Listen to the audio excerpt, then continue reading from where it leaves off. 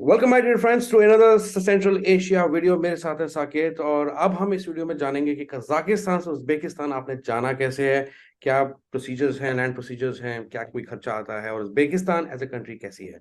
Okay, so over to you Saket, thank you so much for joining us. और आप please हमें guide करें पूरा। Thanks Aseem. Quickly I add few things. आप Almaty में जरूर 3 से 4 दिन रुकें, और कैंडी और कोलसाई लेक जरूर विजिट करें। वो one of the best attraction है। और जो ग्रैंड कैनियन है, ये तीनों एक ही लोकेशन पे आते हैं। आप आई सजेस्ट कि उस विलेज में जाके स्टे करें एंड तीनों लोकेशन विजिट करें। अगर इससे रिलेटेड, यहाँ पे कम्यूट से रिलेटेड थोड़े इश्यूज हैं, but I know exact location कहाँ से आपको क्या मिलेगा। अगर किसी को ऐसा स्पेसिफिक प्रॉब्लम आता है तो ping me on my Instagram, I definitely share the details कि श्योर। कहाँ से आपको क्या मिलेगा, कहाँ से क्या मिलेगा। Related to next option, like I wanted to visit Uzbekistan Kazakhstan के साथ साथ। तो मैंने अलमाटी में था, मैं अलमाटी से मैंने ओवरनाइट ट्रेन लेके शिमकिंट गया, क्योंकि शिमकिंट से ही लैंड बॉर्डर क्रॉस होता है।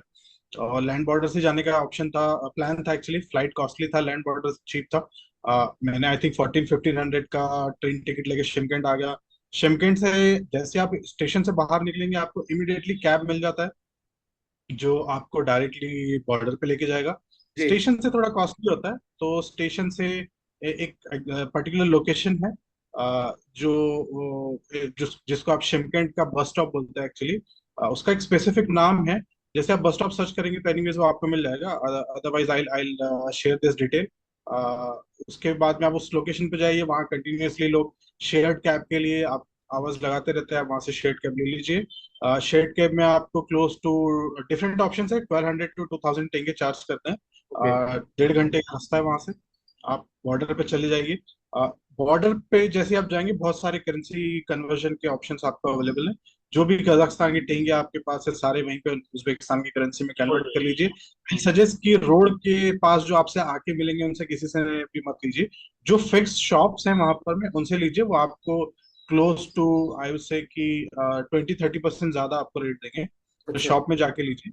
हाँ, एंड देन शॉप से लेने के बाद में इजी प्रोसेस है। कजाकिस्तान से आप जाएंगे तो आपसे अगर आपको कुछ डिक्लेयर करना है जो आपने पहले डिक्लेयर किया हुआ है, तो वो एक बार पूछते हैं, दैट्स इट, फॉरेनर से पूछते हैं। एंड देन उससे जैसे ही आप वो करेंगे, आपका एग्जिट स्टैंप लग जाएगा। वहां से अंदर से ही उन्होंने एक चैनल बना दिया है। ये बॉर्डर क्रॉसिंग इतना, आई वुड से कि मैंने पहले भी बॉर्डर क्रॉस किया है, मलेशिया सिंगापुर, वो बहुत पॉश था। ये उतना पॉश नहीं है, बट ठीक है, एक चैनल उन्होंने बना दिया छोटा सा। आप चैनल क्रॉस कर जाएंगे। जैसे आप उज्बेकिस्तान का गेट पे आएंगे, उससे पहले 2-3 बार आपका वो लोग पासपोर्ट चेक कर लेंगे कजाकिस्तान साइड से, कि आपका स्टैंप प्रॉपरली लगा है नहीं लगा, एवरीथिंग। एंड देन जैसे आप उज्बेकिस्तान के गेट पे एंटर करेंगे, सबसे पहला बोर्ड आपको दिखेगा वहां पर में कि ड्रोन्स आर नॉट अलाउड। सो अगर ड्रोन्स है तो वो वहीं रख लीजिए। तो आई सजेस्ट कि अगर उज्बेकिस्तान जाने का प्लान कर रहे हैं तो अवॉइड कीपिंग ड्रोन। ड्रोन आपका वापस नहीं आएगा अगर आप उज्बेकिस्तान ड्रोन लेके जाते हैं थैंक यू तो। For sharing this. कभी कभी ये कभी कभी हुआ है, एक दो यूट्यूबर्स हैं जो ड्रोन लेके चले गए, चेकिंग नहीं हुई। बट आप आई से कि अवॉइड कीजिए, क्योंकि ऐसे भी यूट्यूबर्स हैं जिनका ड्रोन उन्होंने रख लिया है। सो और बहुत बड़ा सा बोर्ड लगा है, फिर अगर देख लिया तो नो सेंस कि आपका ड्रोन चले जाएगा, कोई सेंस नहीं निकलेगा। तो राइट। ये एक सेक्शन है। इसके बाद में इमिग्रेशन काउंटर आ जाता है। ज्यादा रश होता नहीं है बॉर्डर पे, 4-5 लोगों से ज्यादा का लाइन होता नहीं है। कजाकिस्तान और उज्बेकिस्तान साइड के जो लोग हैं, इन लोगों का एक डिफरेंट लाइन होता है जनरली। तो आप बाकी सारे फॉरेनर्स का लगे, ज्यादा फॉरेनर्स ऑब्वियसली आते नहीं है, तो इजीली आपका काम हो जाएगा, 10-15 मिनट में आपका काम हो जाएगा। एंड ऐसा कोई स्पेसिफिक कोई क्वेश्चन नहीं, कुछ नहीं। सिर्फ रिटर्न टिकट मुझसे पूछी थी, और कुछ भी नहीं पूछा। मैंने जस्ट इमिडिएटली मेरा जो प्रिंट आउट था वो दे दिया। अदरवाइज कोई ऐसा क्वेश्चन नहीं, कुछ नहीं। इजी प्रोसेस था काफी। Related to visa, I think मैंने एंट्री तो बता दिया, वीजा के बारे में नहीं बताया। वीजा भी एक्सट्रीमली इजी था।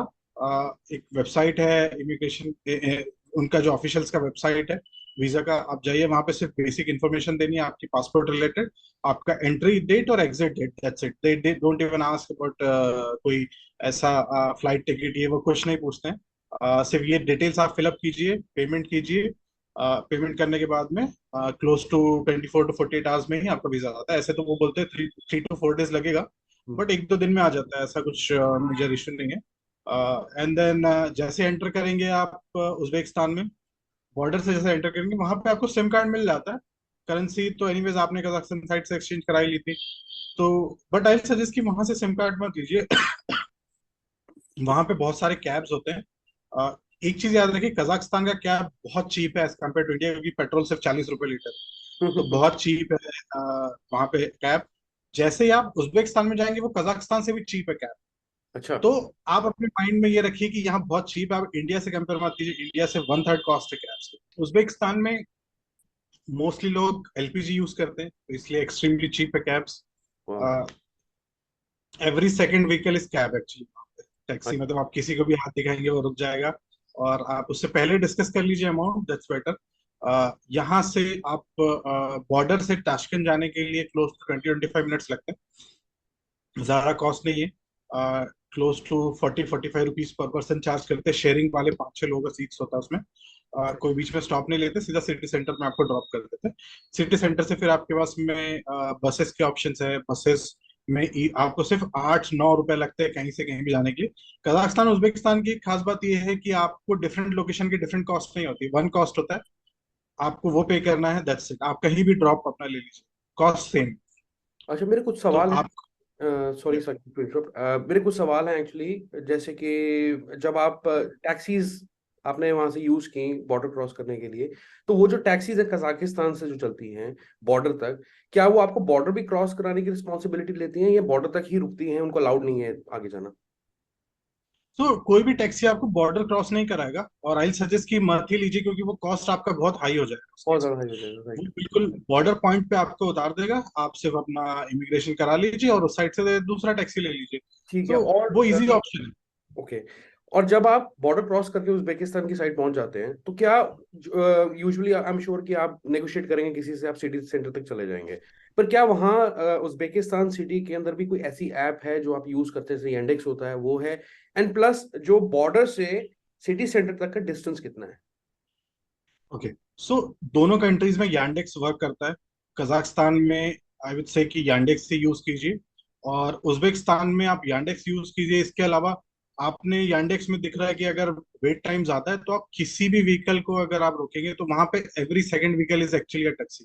जी। तो ऐसा कुछ प्रॉब्लम नहीं है। हाँ, सिर्फ एक आई सजेस्ट कि बिफोर स्टार्टिंग योर ट्रिप आप उनसे अपना डिस्कशन कर लीजिए कि क्या फेयर रहेगा, दैट्स इट। अदरवाइज यांडेक्स दोनों कंट्री में यूज करता है, अगर आप वो नहीं करना चाहते हैं तो यांडेक्स ऐप अवेलेबल है। यांडेक्स काफी चीप लगा मुझे, ऐसा कोई कॉस्टली लगा नहीं, यांडेक्स यूज कीजिए। और बसेस का ऑप्शन भी इजीली अवेलेबल दोनों में। 2GIS मैप पे थोड़ा बसेस भी देख सकते हैं। बसेस में तो 8 to 10 रुपीज कॉस्ट होता है, that's it. Hmm. Metro available है, ताशकंद में मेट्रो भी अवेलेबल है, वो भी कोई प्रॉब्लम नहीं है। कैब अगर आप लेंगे तो सिटी सेंटर जाने में आपको, जो आमिर तैमूर स्क्वायर जो वहाँ का जो सिटी सेंटर है, वहां जाने में आपको हार्डली 25 मिनट्स लगेंगे, ज्यादा अच्छा, टाइम नहीं लगता। तो पहला जो सिटी सेंटर आता है, पहले जो सिटी आती है वो ताशकंद आती है वहां बॉर्डर से, राइट, तो ताशकंद। हाँ, काफी आप जैसे बॉर्डर क्रॉस करेंगे, Yeah. यस ताशकंद आता है वहाँ पे। तो ताशकंद एक, और शिमकंद कजाकिस्तान, यहाँ का जो वेदर है थोड़ा हॉट है। डे में, दिन में काफी हॉट था उस टाइम पे। ये रीजन आई थिंक कुछ होगा इस रीजन की वजह से, तो ये थोड़ा सा हॉट है। जी। अदरवाइज ताशकंद तो मतलब उज्बेकिस्तान आप पूरा कंट्री जो है कजाकिस्तान से भी ज्यादा चीप है। इवन स्टेक में अगर आप देख लें, या फूड में देख लें, या फिर ट्रैवल मोड में चेक कर लें, या आप कहीं एंट्री टिकट्स हैं सब में, तो उज्बेकिस्तान तो काफी सस्ता था और लोग वेलकमिंग है। हम्म। सो आई डेंट फाइंड एनी इश्यूज। मैं ताशकंद गया। ताशकंद में मैं क्लोज टू 3 डेज था। ताशकंद के ऑलमोस्ट सारे जो मेजर अट्रैक्शंस हैं वो सारे कवर किए। एंड देन उसके बाद में जो बेस्ट चीज जो है उज्बेकिस्तान की, हम्म। उनकी बुलेट ट्रेन। अच्छा। आई से कि बुलेट ट्रेन का जो एक्सपीरियंस है उज्बेकिस्तान का वो जरूर लीजिए। 2011 से उनके पास बुलेट ट्रेन। वाओ। तो वो बेस्ट एक्सपीरियंस है। बट एक चीज ये है, ये बुलेट ट्रेन जो है इसका टिकट बहुत जल्दी खत्म हो जाता है। तो ये क्लोज टू 45 डेज पहले ओपन होती है। मैंने इंडिया से ही 45 डेज पहले बुक कर ली थी ये टिकट। आप सर्च करेंगे तो बहुत सारी वेबसाइट है जिसके थ्रू मिल जाती है, इजीली आपको मिल जाएगा। ज्यादा प्रॉब्लमेटिक नहीं है। उसमें 2-3 क्लासेस हैं, 700 to 1500 के बीच में टिकट है। हम्म। नॉर्मल ट्रेन से 4.5 आवर का डिस्टेंस है, और बुलेट ट्रेन से 2 आवर्स का डिस्टेंस है, 2 hours 5 minutes। इसका maximum speed 250 kilometre per hour है, वाओ। इंक्लूडिंग ब्रेकफास्ट है। इंक्लूडिंग ब्रेकफास्ट है। तो वो भी कोई प्रॉब्लम नहीं है। नेक्स्ट मैं गया फिर समरकंद। समरकंद हिस्टोरिक सिटी है उज्बेकिस्तान का। समरकंद मेरे पूरे इंटायर ये दोनों कंट्री की ट्रिप में समरकंद ही एक ऐसा प्लेस था जहाँ पे मैंने काफी ज्यादा टूरिस्ट देखे, क्योंकि वो सिल्क रूट का पार्ट है और ऑब्वियसली हिस्ट्री है काफी ज्यादा। तो हम्म। अदरवाइज मैंने किसी भी प्लेस में इतने टूरिस्ट नहीं देखे। हमेशा एम्प्टी प्लेस मिल जाता था, वो भीड़ भाड़ वाला इशू नहीं, कुछ नहीं, काम एकदम। तो वो एक बेस्ट पार्ट था इस ट्रिप का। पहले सबसे पहले इंडियंस अगर मैंने कहीं देखे तो वो समरकंद में थे पूरे ट्रिप में, जब मेरा ट्रिप खत्म होता है। तो इसका मतलब है कि इंडियंस बहुत कम विजिट कर रहे हैं, लोगों को वो उतना ज्यादा आई थिंक डिटेल अभी पता नहीं है। पता नहीं। आई होप ये वीडियो देखने के बाद आई में होप लोग ये वीडियो वायरल हो स्टार्ट जाए। करेंगे। लोगों को लेट्स पता सी। लगे इसके बारे में, दैट्स नाइस। और ये जो बुलेट ट्रेन का खर्चा ये कितना है आपका, तो आपने। तीन ऑप्शन है, तीन डिफरेंट क्लास हैं बेसिकली। सारे सिटिंग है, बिजनेस हो या फिर इकोनॉमी हो, और इकोनॉमी और बिजनेस के बीच में भी एक फर्स्ट क्लास करके था ये। तो लोएस्ट टिकट 700 समथिंग था, 720-30 समथिंग था। मैंने जो बुक किया था उसका 900 समथिंग था। एंड देन इसके ऊपर बिजनेस क्लास है जो 1500 तक जाता है, ज्यादा कॉस्टली भी नहीं है टिकट। मुझे मॉस्को सेंट पीटर्सबर्ग का जो सबसान चलती है वहां पे, उसकी भी स्पीड इतनी है। रशिया में यूजुअली ट्रेन की स्पीड 250 किलोमीटर पर आवर के हिसाब से ही है। और वो मुझे पड़ी थी return Moscow to Saint Petersburg 10,000 रुपए की, 9,000 रुपए, 9,000 समथिंग। बहुत डिफरेंस है, आप ह्यूज डिफरेंस। उज्बेकिस्तान सीरियसली बहुत सस्ता है, आई वुड से कि सबको विजिट करना चाहिए। लोग बहुत ज्यादा वेलकमिंग है। ऐसे एक एक मेरा एक्सपीरियंस मैं आपको बताता हूँ कि एक रेगिस्तान स्क्वायर करके जो वहाँ का जो फेमस अट्रैक्शन है, श्योर। और एक मॉस्क है। तो मैं मॉस्क और एक जो वहाँ का लोकल मार्केट है, सिल्क रूट के टाइम का मार्केट है, तो मॉस्क से सिल्क रूट वाला जो मार्केट जाना था। तो पहले तो यांडेक्स बुक करके मॉस्क चले गए। मॉस्क से जैसे बाहर आए तो एक मैं लोकल से मिला था बॉर्डर क्रॉस करते समय, उनसे काफी डिस्कशन हुआ था कजाकिस्तान उज्बेकिस्तान के बारे में। तो उन्होंने मुझे ये बताया था कि आप किसी भी गाड़ी को रोकेंगे तो यहाँ हर गाड़ी एक कैब है, आप सिर्फ सबसे कम रेट कजाकिस्तान से हाफ रेट बोलिए बस। तो मैंने सोचा कि चलो ठीक है, ट्राई करके देखते हैं क्या प्रॉब्लम है। मैंने हाथ दिखाया, एक गाड़ी रुक गई इमिडिएटली। मैंने पैसे पूछा, उन्होंने पैसे के लिए कुछ बोला नहीं, बोला आप बैठ जाओ बैठ जाओ बैठ जाओ। तो बिठा लिया उन्होंने। उसके बाद ज्यादा दूर नहीं था, 4-4.5 किलोमीटर ही था। और जैसे ही उस लोकेशन पे उस मार्केट के सामने उन्होंने उतारा, पैसे भी नहीं लिए उन्होंने। मतलब मैंने पैसे निकाल के दिए, उन्होंने इंडियन स्टाइल में नमस्ते किया और बोला कि नहीं आप हमारे टूरिस्ट हैं। Very nice. तो ये लेवल का हॉस्पिटैलिटी है उज्बेकिस्तान में। मतलब मजा आ गया। उज्बेकिस्तान का भी जो फील था वो काफी अच्छा था। अ, बहुत बहुत सही, फूड काफी अच्छा है वहाँ का। अच्छा है, तो अच्छा। एंड देन एक बेस्ट पार्ट ये है कि कंपलसरी आप वहाँ पे मेट्रो यूज कीजिए। मेट्रो स्टेशन इतने ब्यूटीफुल हैं, इतने ज्यादा ब्यूटीफुल है। हर स्टेशन का एक नया लुक है, एक डिफरेंट लुक है। सिर्फ 12 रुपए कॉस्ट होता है एक ट्रिप का। और एग्जिट के लिए आपको स्कैन करना नहीं होता है, क्योंकि आपका कॉस्ट तो फिक्स है। आप किसी भी स्टेशन में, दिल्ली जैसा नहीं कि हम अगर एक स्टेशन से दूसरे स्टेशन जाएंगे तो अगर वो डिफरेंट है दूसरा स्टेशन, तो आपका टिकट का कॉस्ट चेंज हो जाएगा। टिकट का कॉस्ट फिक्स है 12 रुपए। आप कहीं से कहीं भी जाइए, इतना सुंदर है। मतलब मैं स्पेसिफिक सारे मेट्रो स्टेशन घूमना चाह रहा था, मैंने ट्राई किया, 7-8 मेट्रो स्टेशन तो मैं घूमा। बाकी तो सारे नहीं घूम पाया। बट इतना सुंदर है, मैंने हर एक मेट्रो स्टेशन पे 5-5 मिनट लगा के फोटो लिए है वहां पे। अच्छा। बहुत अच्छे लगे। हाँ, वो तो रशियन आई आई रेलवे तरह सजेस्ट। के ही हैं, तो आई थिंक वो शैंडल होंगे, फ्लोरिंग बहुत अच्छी होती है। Right right. सीन है, सीन। करेक्ट। हाँ। दैट सो मैं काफी एक्साइटेड हूँ आपकी बातें सुन के कि मुझे भी एक सेंट्रल एशिया का ट्रिप बनाना चाहिए बहुत जल्दी से जल्दी। लेकिन और क्या बताना चाहेंगे, anything which is relevant with the viewers perspective. या सो एक चीज ये है कि जाने का टिकट तो ऑब्वियसली बहुत सस्ता था। 4,259 में टिकट बुक कर लिया मैंने। हाँ। आजकल शायद 7-8 थाउजेंड रुपीज कॉस्ट चल रहा है टिकट का। जी। मेरे मेरे रिटर्न आने के बाद में क्लोज टू 15-20 लोगों ने मेरे से कांटेक्ट किया जिनको जाना था। फोटोज वोटोज देखने के बाद में, और आई थिंक 5-6 लोगों ने विजिट भी किया। तो मैं टिकट का कॉस्ट जब तक चेक किया था, हम्म। रिटर्न टिकट थोड़ा कॉस्टली। रिटर्न टिकट उस टाइम पे भी 8-9 थाउजेंड था। मेरा दिल्ली आना नहीं था, मुझे आना था हैदराबाद रिटर्न। तो मैंने ये डिसाइड किया कि लेट्स डू वन थिंग कि और भी ऑप्शन देखते हैं कहाँ से क्या जा सकते हैं। तो ऑब्वियसली यूएई एक ऐसा ऑप्शन है जहाँ पे आपको ट्रांजिट वीजा मिल जाता है। राइट। और समरकंद से यूएई का flight was just 3,600 rupees. Three so thousand मैंने बहुत रिसर्च करने के बाद जब ये फ्लाइट मिला तो फिर मैंने डिसाइड किया कि ओके, अबू धाबी से हैदराबाद आना विल बी इजीएस्ट। तो सस्ती फ्लाइट मिल जाएगी और कंटिन्यूस फ्लाइट मिल जाएगी, तो फिर मैंने रिटर्न में विज एयर का फ्लाइट लिया। That's also budget airlines. वो भी लगेज के लिए स्ट्रिक्ट रहते हैं काफी ज्यादा। 7.5 kg होता है शायद उनका हैंडबैग। मैंने विज एयर समरकंद से विज एयर लिया। समरकंद से फिर मैं अबू धाबी आया। अबू धाबी में 1 नाइट स्टे करने के बाद में वहां से आई थिंक 8,000 रुपीज में, 7,800 में वहां से मुझे हैदराबाद के फ्लाइट मिल गया था। सो ये जो मैंने कॉस्ट पे करी है क्लोज टू 11-12,000, सेम कॉस्ट थी दिल्ली की। अच्छा।